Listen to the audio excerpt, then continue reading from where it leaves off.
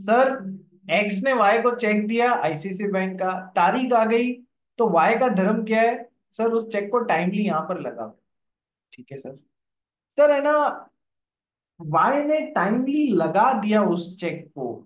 ठीक है, वाई ने उस चेक को टाइमली लगा दिया सर, लेकिन सर इस दौरान बैंक ही फेल हो गया। इस दौरान बैंक ही फेल हो गया। सर वापस पढ़ना, वापस पढ़ो क्या लिखता है। Subject to the provisions of section 84। ठीक है, सेक्शन 84 के जो सेक्शन में जो दो इलस्ट्रेशन अपन पढ़ेंगे। Cheque must in order to charge the drawer be presented at the bank upon which it is drawn before the relation between the drawer and his banker has been altered to the prejudice of the drawer। Sir यहां पर relation alter हो गया ना example number 1 में। Sir इससे drawer को दिक्कत हो रही है या नहीं हो रही है? Yes sir.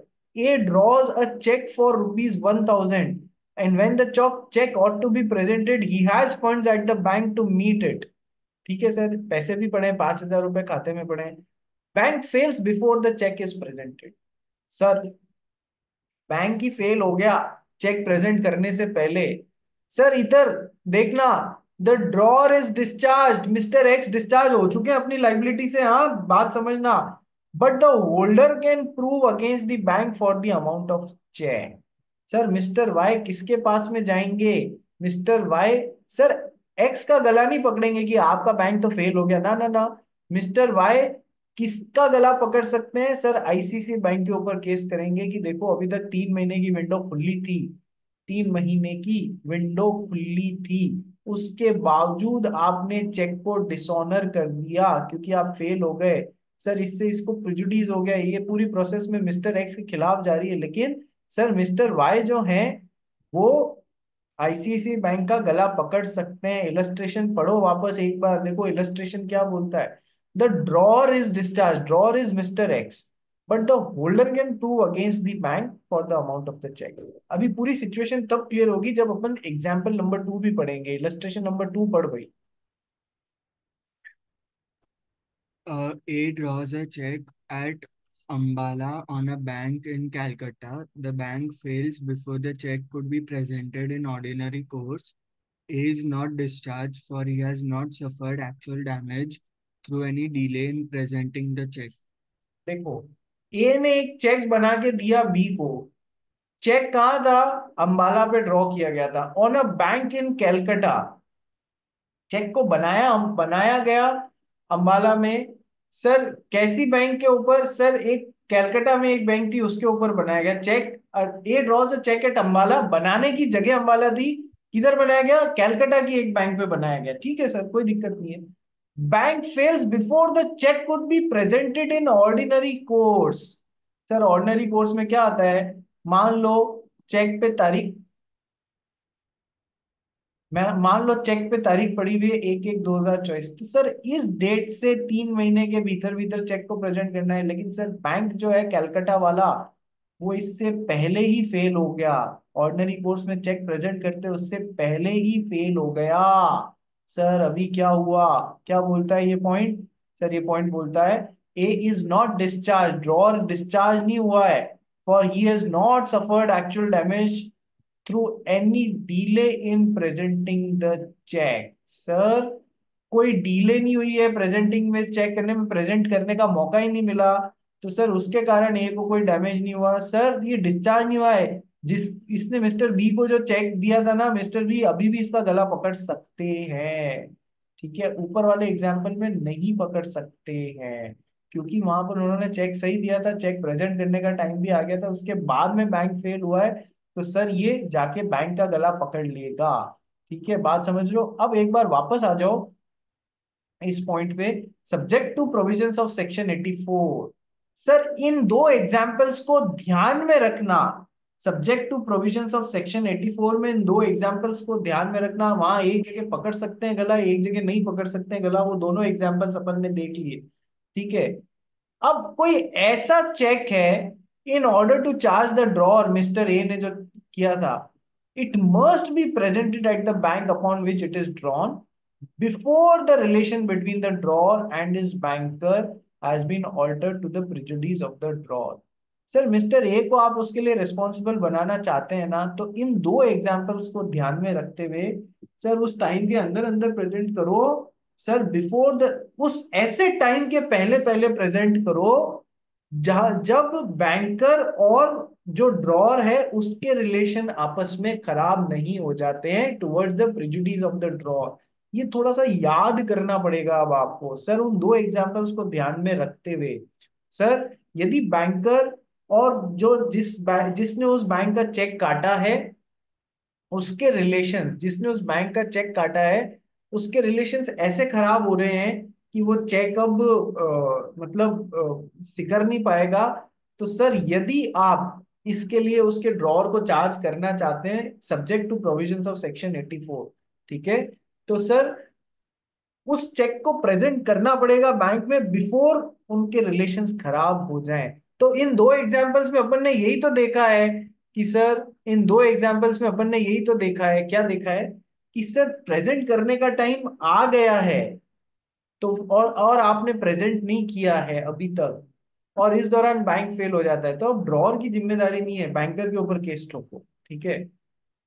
और यदि प्रेजेंट करने का टाइम अभी तक आया नहीं है, ठीक है, तो फिर और बैंक फेल हो जाता है, तो सर अब बैंक की गलती, मतलब बैंक से ज्यादा आप अभी भी ड्रॉर को पकड़ सकते हो कि भाई तूने जो चेक दिया था वो बैंक तो ऑलरेडी फेल हुई भी पड़ी है, उस तारीख से पहले ही फेल हो गई कि मैं लगाता हूँ उसमें, ठीक है, तो जाके आप ड्रॉर का गला पकड़ लो। बस ये दो एग्जाम्पल ध्यान रखना, इससे ज्यादा दिमाग लगाने की अभी जरूरत नहीं है इस सेक्शन में, ठीक है।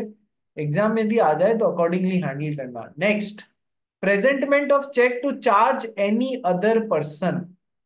पढ़ो इसको फिर समझाता हूँ। A check must, in order to charge any person except the drawer, be presented within a reasonable time after delivery thereof by such person. A check must, in order to charge any person except the drawer। Sir देखो situation कैसे चल रही है, situation कुछ इस तरीके से चल रही है। आज मेरा pen is not working properly. Sir mister X ने चेक दिया मिस्टर वाई को, ठीक है, हु इज द ड्रॉर, ये ड्रॉर है, ठीक है। सर मिस्टर वाई ने फर्दर इसको एंडोर्स कर दिया मिस्टर जेड को, मिस्टर जेड ने ए को एंडोर्स कर दिया, ठीक है। सर अब तारीख आ गई है ना, चेक अभी मिस्टर ए के पास में है, ठीक है, तारीख आ गई ना 1/1/2024 जब उस चेक को लगा सकते थे।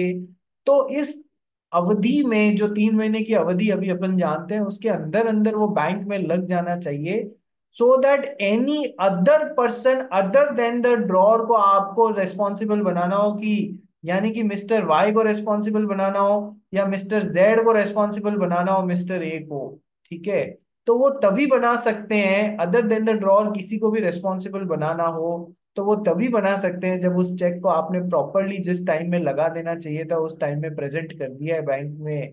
यानी आपने गलती नहीं की है, 3 महीने के अंदर अंदर लगा दिया है, जब उसका टाइम आया था तब लगा दिया है। अदर देन द ड्रॉर किसी को रेस्पॉन्सिबल बनाना चाहते हैं, खुद आईसीआईसीआई बैंक को रेस्पॉन्सिबल बनाना चाहते हैं, या मिस्टर वाई को रेस्पॉन्सिबल बनाना चाहते हैं, या मिस्टर जेड को रेस्पॉन्सिबल बनाना चाहते हैं, तो सर आपको उस टाइम फ्रेम के अंदर अंदर ही तो चेक को प्रेजेंट करना पड़ेगा। बस इतनी सी बात है, आपने टाइमली प्रेजेंट करना पड़ेगा। In order to charge any person except the drawer it must be presented within a reasonable time after delivery thereof by such person, ठीक है जी। चलिए next point, section 74। Subject to the provisions of Section 31, a negotiable instrument payable on demand must be presented for payment within a reasonable time after it is received by the holder. देखो, कोई भी negotiable instrument which is payable on demand उसको present करना पड़ता है या नहीं, और प्रेजेंट करके डिमांड करना पड़ता है या नहीं करना पड़ता है, यस सर। तो कोई भी ऐसा negotiable instrument which is payable on demand must be presented for payment, ठीक है, पहली बात तो। प्लस कब, with in a reasonable time after it is received by the holder. Sir वो रीजनेबल टाइम क्या है, चेक के केस में 3 महीने जब तारीख आ जाती है तो 3 महीने हो जाता है। बिल ऑफ एक्सचेंज के केस में पेबल एट साइट है, पेबल एट आफ्टर साइट है तो उस हिसाब से मैंने आपको सारी, तो उस वो जो टाइम आ जाता है ना उसके रीजनेबल टाइम के अंदर अंदर, मेच्योरिटी जब हो जाती है रीजनेबल टाइम के अंदर अंदर प्रेजेंट करना होता है। नो, ठीक है, a negotiable instrument which is payable on demand must be presented for payment within a reasonable time after it is received by the holder. ठीक है, कुछ इसमें विशेष बताने वाला नहीं है। Next, presentment by or to an agent, representative of a deceased or assignee of insolvent। पढ़ भाई इसको, सेक्शन 75 में। Presentment for acceptance or payment may be made to the duly authorized agent of the drawee maker or acceptor as the case may be, or where the drawee maker or acceptor has died, to his legal representative, or where he has been declared an insolvent, to his assignee. देखो, presentment दो चीजों के लिए होता है ना, एक तो एक्सेप्टेंस करने के लिए और एक पेमेंट करने के लिए। Yes sir. तो यदि आप प्रेजेंटमेंट एक्सेप्टेंस करने के लिए या पेमेंट करने के लिए करना चाहते हैं तो या तो उस पर्सन के सामने या उसके ऑथराइज्ड एजेंट के सामने आप कर सकते हैं ड्रॉई, या तो ड्रॉई, ठीक है, बिल ऑफ एक्सचेंज है। तो सर बिल ऑफ एक्सचेंज में क्या पढ़ा था अपन ने कि सर मिस्टर एक्स ने मिस्टर वाई को ऑर्डर दिया कि आप मिस्टर जेड को 10,000 रुपए पे करेंगे, इसने एक्सेप्टेड लिख के और यहाँ पर साइन कर दिया, तो ही इज द ड्रॉई जिसके ऊपर ये बिल ऑफ एक्सचेंज बनाया गया है। Yes sir. तो सर चाहे इस एक्सेप्टेंस के लिए या फिर मिस्टर जेड पेमेंट के लिए इधर प्रेजेंट करना चाहते हैं, सर खुद ड्रॉई को भी कर सकते हैं या फिर इसके एजेंट को भी कर सकते हैं। अब इसमें कुछ समझाने का है क्या? नहीं सर, एक्सेप्टेंस या पेमेंट के लिए खुद उस पर्सन या एजेंट को भी किया जा सकता है। ये तो हो गई पहली बात, प्रेजेंटमेंट फॉर एक्सेप्टेंस और payment may be made to the duly authorised agent of the drawee maker और एक्सेप्टर। जो भी किस्सा है, चेक है, बिल ऑफ एक्सचेंज है, प्रॉमिसरी नोट है, खुद उस पर्सन को भी किया जा सकता है या फिर उसके एजेंट को भी किया जा सकता है। It is such a clear thing as the case में भी, चाहे ये बिल ऑफ एक्सचेंज का है, चेक का है, प्रॉमिसरी नोट का है, तो खुद उस पर्सन को जो पेमेंट के लिए रिस्पॉन्सिबल है या एक्सेप्टेंस के लिए उसको या फिर उसके एजेंट को भी किया जा सकता है। और where the drawing maker or acceptor has died, ठीक है, to his legal representative. Sir इधर ध्यान रखने वाली बात है, सर जहां पर किसी ने यदि चेक बनाया, ठीक है, तो सर अब चेक बना के मिस्टर एक्स ने, चेक बना के मिस्टर एक्स ने मिस्टर वाई को दे दिया, ठीक है sir, drawn upon ICICI bank का, ठीक है सर। सर अब मुझे एक बात बताओ, या चेक या प्रॉमिसरी नोट देख लो, प्रॉमिसरी नोट देख लो, ठीक है सर। मिस्टर वाई पेमेंट के लिए या तो मिस्टर एक्स को प्रेजेंट करेंगे या इसके एजेंट को कर सकते हैं, ठीक है सर, कोई प्रॉब्लम नहीं है। सर यदि इसकी डेथ हो गई है तो सर इसके लीगल रिप्रेजेंटेटिव्स को भी वो चीज दे सकते हैं या नहीं दे सकते हैं? हाँ सर, लीगल रिप्रेजेंटेटिव्स को भी बोल सकते हैं कि देखो इन्होंने ये चेक काट के मेरे को दिया था, या फिर ये देखो प्रॉमिसरी नोट इन्होंने मेरे को दिया था, तो सर अब इसका पेमेंट का टाइम आ गया है, आप लीगल रिप्रेजेंटेटिव हैं, आपने इनकी प्रॉपर्टी इनहेरिट की है तो आप पेमेंट करेंगे। ये तो जब पूरा तरीके से बंद के हो गया और पेमेंट करने की बात आई सर। लेकिन ऐसी कोई सिचुएशन है जब मिस्टर एक्स ने, पहले पढ़ा हुआ है ना अपन ने, मिस्टर एक्स ने एंडोर्समेंट तो कर दिया लेकिन उसकी डिलीवरी नहीं की अभी तक, देते समय मिस्टर वाई को अभी तक डिलीवर नहीं किया है, केवल बना के अपने मिस्टर वाई का नाम लिख के और साइन करके अपनी ड्रॉअर में रख दिया है। तो क्या इस डिलीवरी पार्ट को लीगल रिप्रेजेंटेटिव्स पूरा कर सकते हैं? सर नहीं कर सकते, ये पहले पढ़ाया हुआ है, कंफ्यूज मत होना। यहाँ पर पेमेंट लेने की बात कर रहा हूँ, पेमेंट लेते समय तो आप लीगल रिप्रेजेंटेटिव्स को भी बोल सकते हैं ना, यस और नो, कि देखो आपके फादर साहब जो है वो पेमेंट देने की बात किए थे, अब आपका बाउंडेशन है, आपको देना पड़ेगा ये, ठीक है। तो सर और वेयर द ड्रॉई और मेकर और acceptor is died to his legal representative, ये तो अपन ने इंडियन कॉन्ट्रैक्ट एक्ट में भी पढ़ा हुआ है ना कि सर फादर के ब्याह पे लीगल रिप्रेजेंटेटिव्स को भी कॉन्ट्रैक्ट पूरा करना होता है, यदि if it is not a contract involving personal skills, ठीक है, और where he has been declared as an insolvent to his assignee. Sir mister X ने मिस्टर वाई को कोई नेगोशिएबल इंस्ट्रूमेंट दिया, अब वापस पेमेंट लेने के लिए प्रेजेंट करने की बात आई, लेकिन इससे पहले क्या हुआ, मिस्टर एक्स क्या हो गए, इंसॉल्वेंट हो गए, डेथ नहीं हुई है, इंसॉल्वेंट हो गए। इंसॉल्वेंट होते ही इनकी सारी प्रॉपर्टी किसके पास में चली जाएगी, ऑफिशियल असाइनी के पास में चली जाएगी, या रिसीवर जो भी बोल लो, ऑफिशियल असाइनी के पास में चली जाएगी।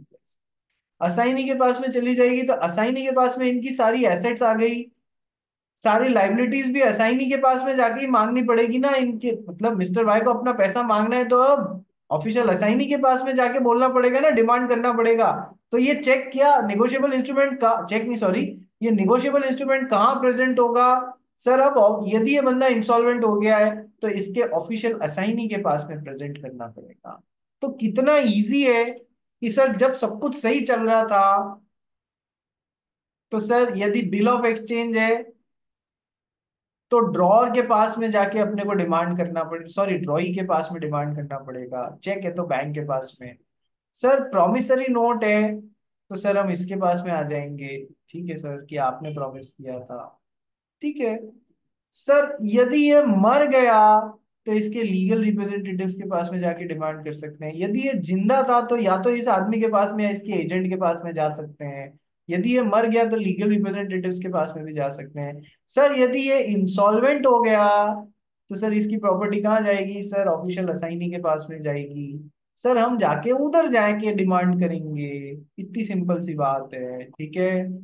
चलिए next, excuse for delay in presentment for acceptance और पेमेंट, ये सेक्शन 75A है। इस कैपिटल ए का क्या मतलब है, स्मॉल ए नहीं है, कैपिटल ए है। कैपिटल ए का मतलब बाद में निगोशिएबल इंस्ट्रूमेंट एक्ट में 75 सेक्शन के बाद में धारा घुसेड़ी गई है, बाद में 75 और 76 के बीच में कुछ डालना था जरूरी बात। जैसे जैसे लॉ सिचुएशंस इवॉल्व होती हैं वैसे वैसे लगता है कि लॉ में ये कमी रह गई, इसको पूरा करो, तो इसको बाद में डाला है in the Negotiable Instruments Act 1881. Excuse for delay in presentment for acceptance और payment। एक बार पढ़ो फिर समझाता हूँ, ये आज के लिए लास्ट है, एक बार पढ़ो। Delay in presentment for acceptance or payment is excused if the delay is caused by circumstances beyond the control of the holder and not imputable to his default, misconduct, or negligence. When the cause of the delay ceases to operate, presentment must be made within a reasonable time. क्या बोलता है कि sir वैसे तो मान लीजिए bill of exchange या promissory note या फिर चेक को सर मिस्टर एक्स ने जो मिस्टर वाई को दिया है वो एक पर्टिकुलर टाइम फ्रेम के अंदर अंदर यहाँ पर प्रेजेंट करना था, प्रेजेंट कर दिया कोई प्रॉब्लम नहीं, प्रेजेंट नहीं किया तो सर अब ये गलती बार हो गया ना, ये कोई हमेशा के लिए पेमेंट के लिए लायबल थोड़ी रहेगा यदि आप 4 साल बाद आ रहे हो तो। या मतलब जब प्रेजेंट करना था उसके 2-3 महीने बाद आ रहे हो तो ये लायबल थोड़ी ना रहेगा, ठीक है।